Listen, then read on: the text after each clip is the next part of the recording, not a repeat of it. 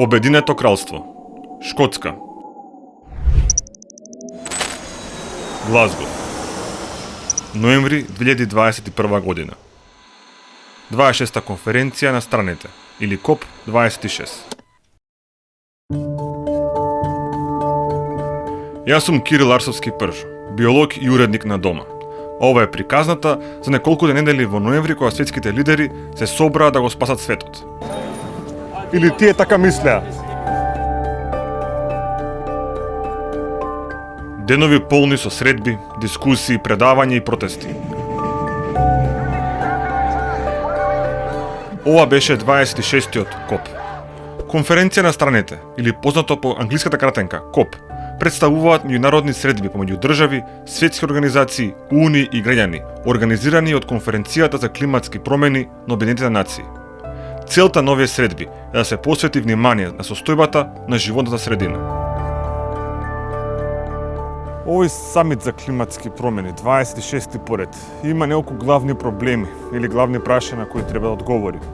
Првото е да увери јавност дека климатските промени се тука и дека се реалност, да го сузбие тој бран на лажни вести околу тоа како ќе изгледа нашата планета толку не превземе ништо. Второ, треба да уведе јавноста дека сите светски лидери се на иста маса и дека имаат иста цел, да ги решат предизвиците што ги носат климатските промени и новото време што доаѓа. Голема задача за овој месец ноември. Овој самит следува по соочувањето со фактот дека сето она кое било договорено на 21-тиот самит во Париз неуспешно се реализира. Тогаш, светските лидери се договараат дека ќе се заложат да намалат просечната температура за 1,5 Целзиусов степен. Тоа би значило намалување на емисиите на јаглерод диоксид за 45 степени до 2030 година. Но за сега, тие се намалени само за 16%. Оваа бавна стапка на еколошки напредок се должи на тоа дека речиси сета светска технологија се базира на ефтина енергија од фосилните горива.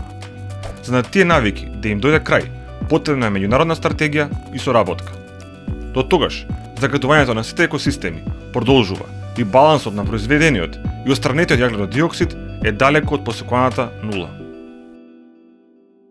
Ова е реката Клајд, главниот символ на градот Глазгов. Извира северно во високините на овој град, тече низ него, го дели на два еднакви дела, а своето течење го завршува некаде во Ирското море, помеѓу островите Велика Британија и Ирска. За да видиме како човекот влијае на екосистемите, особено на водите, не треба да одиме подалеку од Глазгов. Оваа река со гојни пати од загадување, а тоа загадување директно влијае врз морето, а понатаму низ светските океани.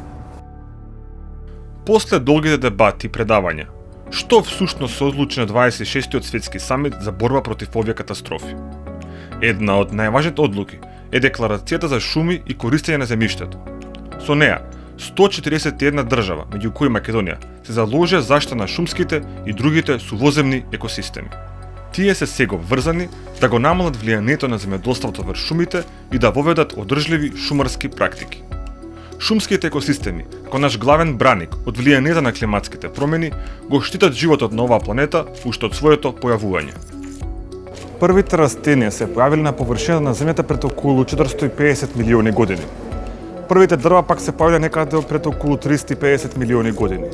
Со нивното појавување, температурата на воздухот се намалила, а количеството на јаглерод во атмосферата значително се намалил.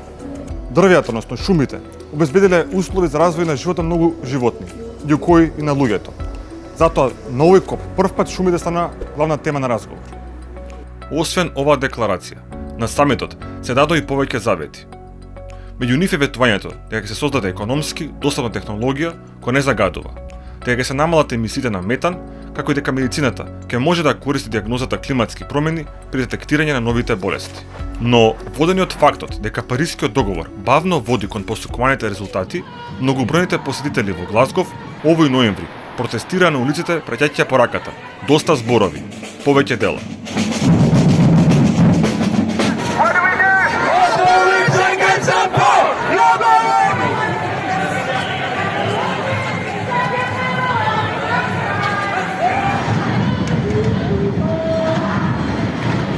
Нивниот собнеш дека ветувањата дадени на овој самит ќе се остварат го раѓа сепак заклучокот дека јавноста е освестена и подготвена и на индивидуално ниво да се бори против климатските промени, но и бавните одлуки околу нив.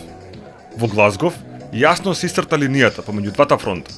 граѓанскиот сомнеш, воден од младите, кои веќе страдаат од климатска анксиозност, и политичките лидери, кои постојано жонглираат помеѓу правите одлуки и бизнис интересите.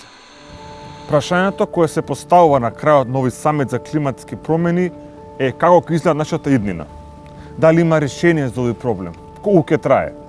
Прашања кои се многу слични на оние кои го поставувавме за време на пандемијата, кога бевме затворени нашите домови. Прашањата се едноставни, одговорите се комплексни, но дел од нив се и многу едноставни. Дали борбата со климатските промени ќе продолжи? Да, ќе продолжи дека постојат. Дали има решение за влијанието на климатските промени врз природата? Решенија постојат, но се многу радикални. Дали земјата постои можно да се врати во својата првична состојба, природа заздрави? Да, нашата планета има системи за самозаздравување, за самопрочистување, но по тоа се разбира дека треба да научиме да живееме без природните ресурси, што за нас е невозможно. Оваа иднина која нас следува носи нови промени. Промени за кои можеби не сме се уште спремни. Но како ќе изгледа таа иднина, ќе зависи само од нас. Решенијата се едноставни, но ќе траат долго. Каква планета и каква природа ќе оставиме за нашите генерации, во овој момент зависи исклучиво од нас и нашите светски лидери. Да видиме што носи иднината.